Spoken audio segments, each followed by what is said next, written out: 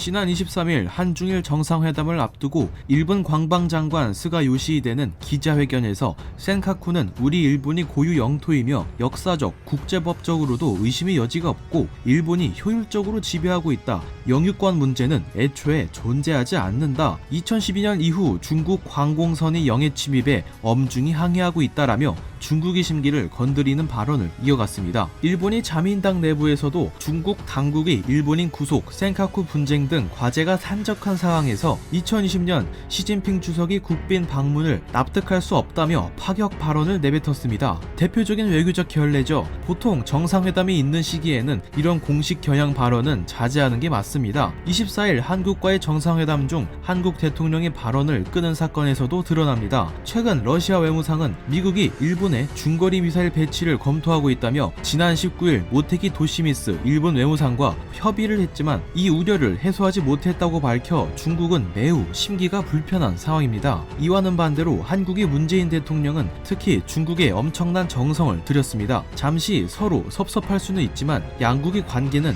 결코 멀어질 수 없는 유구한 역사와 문화를 가지고 있다 라는 말 한마디로 시진핑 주석의 마음을 움직여 놓았죠. 중국 언론들은 한국과의 관계 개선 소식을 일본과의 회담 내용보다 비중 높게 다루었습니다. 중국 인민일보는 양국 관계가 더욱 높은 수준으로 향해 나갈 수 있도록 노력하자는 시진핑 주석의 한국 대통령을 향한 대답을 제목으로 선정하고 심지어 아베 총리와의 사진보다 높게 배치하기까지 했습니다. 중국 방송사 CCTV는 일본과 시진핑 주석의 이야기는 콩알만큼만 다루고 헤드라인과 속보로 한국과 중국 정상의 만남을 보도했고 한류 문화 금지령이 해제될 기대를 잔뜩 어필했습니다. 시진핑 주석과 리커창 총리가 내년 중으로 한국을 방문할 계획을 검토 중이라는 소식까지 들려오며 재팬 패싱이 다시 주목받고 있습니다. 2019년에는 북한, 한국, 미국 간 외교적 차원에서 재팬 패싱이 일어났다면 2020년에는 중국, 한국, 미국 간 IT 업계까지 곁들여 재팬 패싱이 일어날 가능성이 높아졌습니다. 그 무대는 스마트폰 시장이 될 것이고요. 최근 스마트폰 시장은 기본 트리플 카메라 탑재는 물론 이 TOF라 불리는 센서까지 곁들여 탑재하고 있습니다. 싱글 카메라로는 불가능한 망원, 광각 등이 다양한 촬영 효과와 함께 삼성전자가 갤럭시 노트 10 플러스에서 선보였던 실시간 AR 그리기 촬영 등이 고급 기능을 구현하기 쉽기 때문이죠. TOF 센서란 비행거리를 측정하는 센서입니다. 이해를 돕기 위해 의역해서 말씀드리자면 빛의 비행 시간을 측정하는 장치죠. TOF 센서는 일반적인 카메라 이미지 센서와 비슷하게 생겼습니다. 다른 점이라면 발광부와 수광부가 있는데 이 발광부에서 매우 빠른 속도로 LED가 전멸합니다. 이 빛이 사물에 부딪혀 수광부로 들어오는 시간차를 이용해 거리를 측정하는 것, 그것이 TOF 센서의 역할입니다. 일본이 1위 IT 브랜드 소니사는 2019년 들어 폭발적인 영업이익 고공행진을 이어가고 있습니다. 반도체 사업부의 실적 덕분인데요. 카메라와 TOF 센서를 더 많이 탑재하는 세계 스마트폰 트렌드에 따라 TOF 센서와 모바일 카메라 이미지 센서 점유율 1위인 소니의 매출 역시 상승하는 건 당연하다고 볼 수 있습니다. 하지만 그 매출의 고공행진은 2020년 들어 다시 제동이 걸릴 예정입니다. 비록 이 TOF 센서는 아니지만 이 센서만큼이나 중요한 소니가 독점하고 있던 카메라 관련 부품을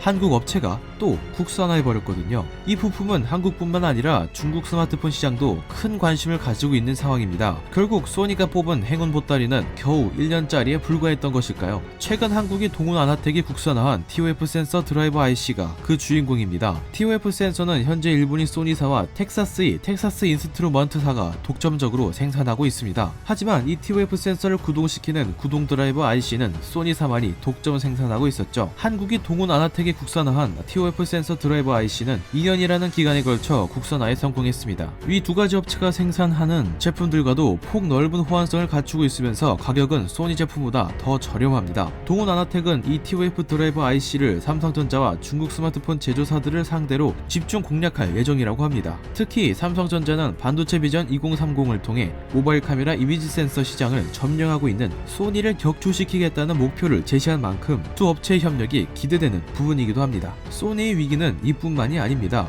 안드로이드 OS 진영이 주요 메이저 스마트폰 제조업체들은 삼성전자의 이미지 센서 채택을 점진적으로 늘려가고 있거든요. 최근 중국에서 미국 애플사의 아이폰 점유율이 지속적으로 하락 중에 있습니다. 아이폰이 주요 소비자층은 중국이 중산층 이상의 인구들입니다.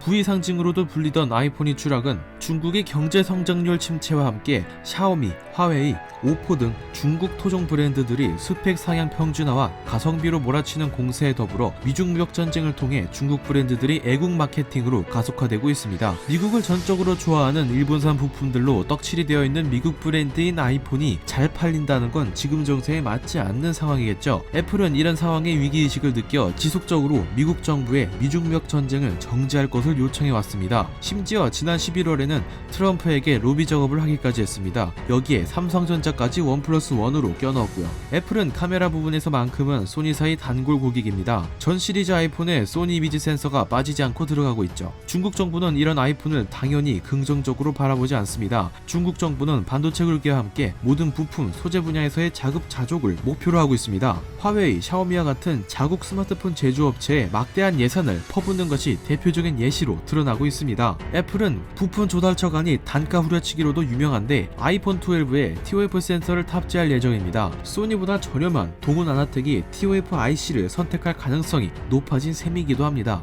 중국 기업들은 중국 정부의 동향에 따라 쉽게 움직인다는 점을 감안한다면 미국과의 연관성을 떼놓을 수 없는 소니 대신 한국 기업들이 부품을 선택할 가능성이 높습니다. 일본산 대비 가성비가 좋은데다가 삼성전자는 그런 중국 시장을 이미 겨냥하고 있거든요. 삼성전자가 지난 8월 개발한 아이소텔 브라이트 HMX는 중국이 샤오미와 공동 개발한 이미지 센서입니다. DSLR급의 화소수를 가진 센서로 세계 스마트폰 시장의 이목을 집중시켰고 실제로 샤오미에 해당 센서를 공급했습니다. 중국 업체와의 협력을 통해 중국 기업들로부터 일본산 제품을 배제시킬 수 있는 확실한 전략인 셈이죠. 내년 2020년도 출시 예정인 갤럭시 S11 또는 갤럭시 20 시리즈에서는 이 브라이트 HMX 이미지 센서가 탑재될 예정입니다. 삼성전자 플래그십에 탑재될 정도면 이미 검증은 끝났다는 뜻이겠죠. 샤오미를 비롯한 다른 중국 업체들도 삼성전자의 이미지 센서를 탑재하려는 움직임을 보이고 있는 상황입니다. 중국 스마트폰 생산 업체들이 한국산 부품 채택 대열에 TOF 센서 드라이버 IC까지 추가되었겠다. 한국 기업들이 몇 남지 않은 일본의 전자산업 때리기는 이제 시작일 뿐입니다.